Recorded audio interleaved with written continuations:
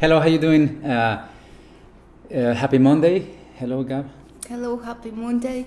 Well, we're here as usual. This is our work space, and this time we'd like to share with you an idea that we've been talking through lately, which is this activist Monday. So this would be the kind of a presentation of what it is about. Of course, it will change because you and I we keep changing all the time. But the main idea is to use this day, this space, to bring about themes that are rather controversial, but we both consider very important. We both, as persons, we do a lot of things in our own way and in within our reach. We both believe to do changes locally in your community are very powerful. And so we would like to share with you what is it that we do, and how we do it, and also the outcome of these Mondays is to hopefully encourage you or inspire you to do something. Probably you do something, and I'm sure because you are here. But we can always do better. We can always do a little extra. Try harder. And then we will talk about why is that so important. Yeah, that's right. Activism is an action that one does in order to bring some change in a political and in a social level. So, as you mentioned, just encouraging people to do something is an actual act of is already been activist somehow, and we plan. Our idea is just to inspire you to do something that can bring some changes in your community. And whatever you are interested, if you are into politics and you know how to do that, do it. But how would you do so? Because there are so many different levels in a society, especially in Mexico. I mean, what kind of advice? Because can you just comment on what you do here in this small community where we live? And how would you do that and translate that into a bigger city like Mexico City or Monterrey or whatever? Okay, so well, first of all, I'm talking in Rod's also. I know him because I know what he thinks and why he thinks the way he thinks. We both always, in our lives, since we started playing, we always have this thought in our heads that playing music is the best thing for us to contribute. Doing music and travel the world and not dedicating ourselves to, I don't know, to have another job like design a bad chemical that is going to be bad for you, or a soda drink that is going to be full of sugar or whatever. So we always thought that music is noble, music can bring change, music can uplift people, and we always felt proud to be musicians. However, in our quest for a new life, in our quest to change and transform our lives back in the day and travel the world and playing music, we've seen the world from the perspective of a world touring musician. We've seen different countries and different cultures, and we have played to different races and to different, entirely, completely different traditions and societies all over the world for the last 20 years. So we can tell you one thing: humans, we are all the same. We both are optimistic, and we both think humans are a kind species. Yes, we done very bad things. We're not gonna erase that, but essentially, we can feel for the other. We can be compassionate if we want to. We are capable and we're wired to be empathic. So we both have seen so much love and so much goodness in the world. However, we decided to extend all the music and all the good energy that we put into it into actions, because we think nowadays it's not enough just to be a great musician that travels the world and brings a lot of happiness to people. We both believe that doing actions in your own community will also bring a lot of change more rapidly, and to be able to talk from our position is a little bit easy, because a lot of people will hear us, especially here in Cihuatán. Well, not everybody, especially when when I start talking about environmental impact through what we eat. So everybody's like, okay, but we do what you can do. So we were talking about, before we started doing all of this, was Monday was going to be a specific day. Although in our heads every single day, our outcome and our goal is to uplift people and to bring about good energy, so then everybody can be more effective in their actions, right? Yes, but for some people, being an activist is like going out in the streets and, do a riot or whatever. Especially, I mean, we need to be clear that you can be a very peaceful activist, as many of you know, but what do you do, for example, Gab, every day? So we can share some ideas to some young people. How can they be peaceful activists? What do you do here in your community, and that you can share with us now? Okay, so why, and especially why, know, that's very important. What and why? Why and why. So, first of all, it's always my first advice for everybody is get informed and get educated.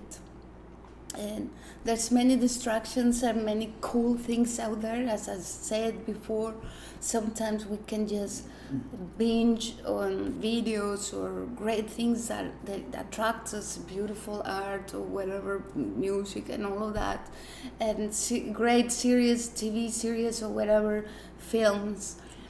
And sometimes we don't have enough time to actually maybe get informed and a lot of, but not just with the normal news, because those normal news sometimes they. You mean the mainstream? Mainstream news, exactly. So what we mentioned here before, a book that Homo Deus, I think, from Yuval Harari, where he explains where humanity might end up in the sense of technology and biotechnology. And there's this fear. I've been seeing all of the interviews he has done for different podcasts and conferences around the world, and everybody's fearful about the robots and the technology. They're gonna take over, they're gonna take our jobs and all of these things. So to me, that's a specific idea. Why are we so scared? Well, not all of us are scared, but most of us, we get scared because we kind of feel like in a science fiction, like robots are gonna. Yes. But that question is philosophical question, because it's how do we act that we project that fear?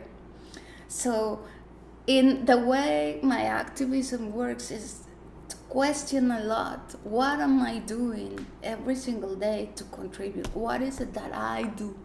And that's the key, because this, when you are able to answer with deep, honest, say, what do you do? What is it that you? But contribute? what is it? Because, for example, I don't know. I run meditation group.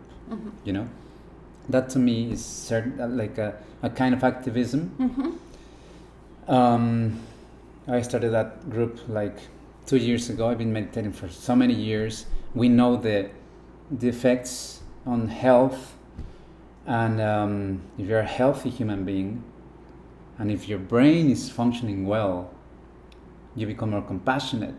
If you're more compassionate, right, you're going to become a better citizen. And that's, it's rolling and rolling.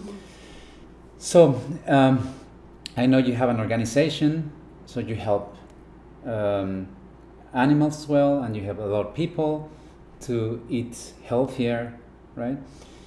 There's a lot of, today is full of like, I want to be successful, and we have enough of successful people right now. We need more compassionate people. We need more, a different kind of success. It's been kind of shifting the meaning of that. So what exactly you do now, and what can they do? Well, of course, yeah. So there are very many things, but as usual, I like to start with a very, very deep thing. So that's how I ask myself every day, what am I going to do today? What am I going to do?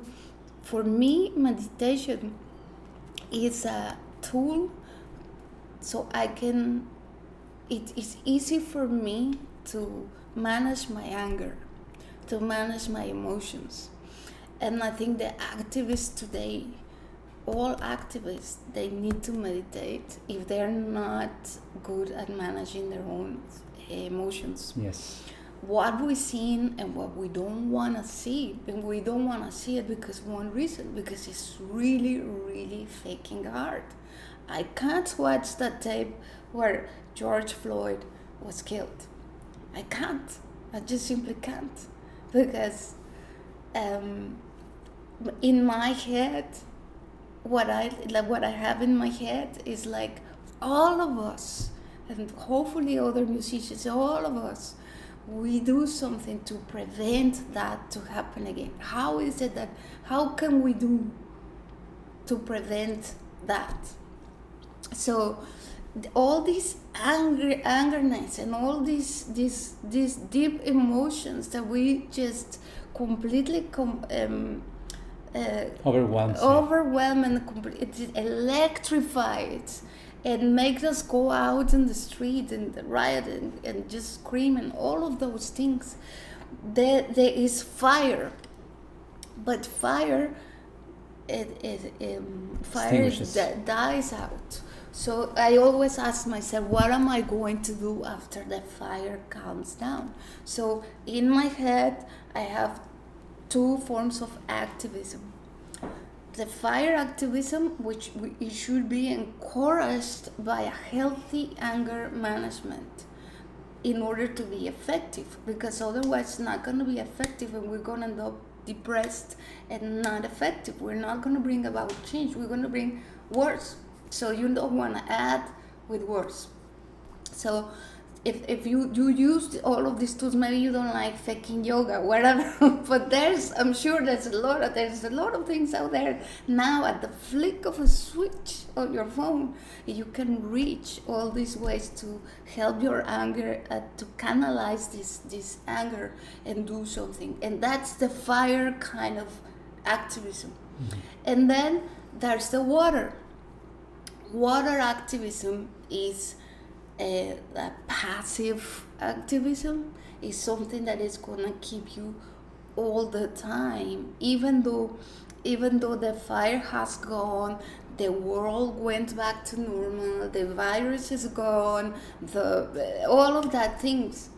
That doesn't mean that the problems are really gone, and there's dangers for people, for Black Americans, or for in Mexico, in our own Indigenous, country, for Latins, for women, for what happens to George happened to people here. Like police took this little kid, this young man, innocent man also, they took him, and because he wasn't wearing the mask, they did the same thing.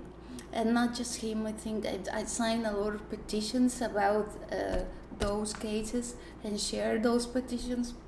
That's That's one of the activism. things. Yeah. Yes, it is an activism, but it's a small, because you can do Yeah, it you like can do this. more, yeah. But if it is a starting point, you can do that too. But I always strive to do a little bit more.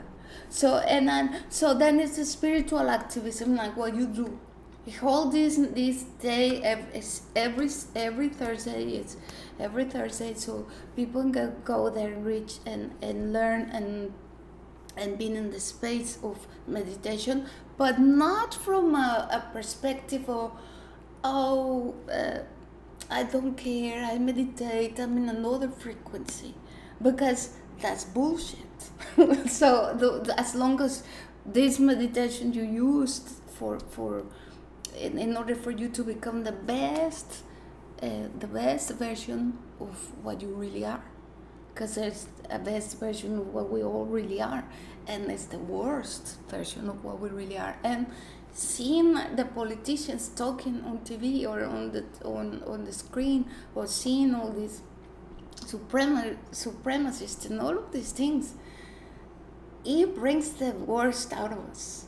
And that's what we need to be very, very mindful and detached of those provocations, because then that will, in my own mind, I think this is the way I can contribute to help to prevent for all those things to happen again. How can we do it? Of course, individually, you can't really change much, but at least it's a starting point. And I think if you inspire other people to do it, this will bring about. We don't have all the answers, so there's many things that we face today. There's so much challenges, and we have climate change, and we have nobody holds all the answers, and so I think basically, just to sum this up and to close, you can go and check in your phone as well all the activists that are pretty active these days.